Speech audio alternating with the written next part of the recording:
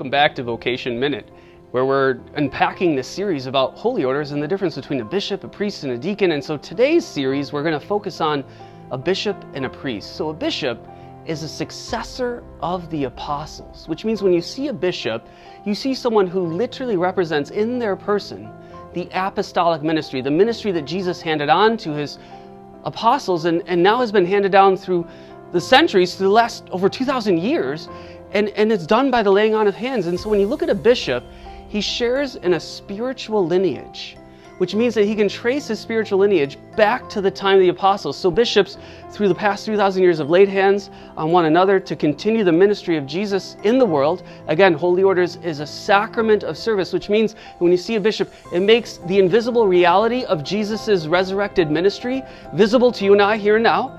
And so every bishop can trace their lineage back to one of the original 12 apostles. So what's a priest? A priest is a direct extension of their diocesan bishop.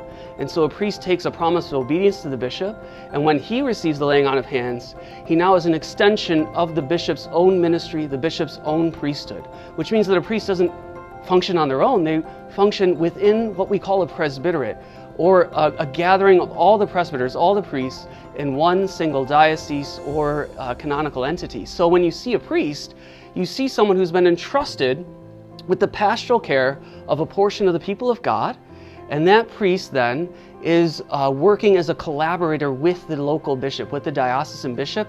And so when you see a priest, you can say, oh, this is a close collaborator, a co-worker with the ministry of bishop, the bishop who possesses the fullness of holy orders and the fullness of the priesthood of Jesus Christ.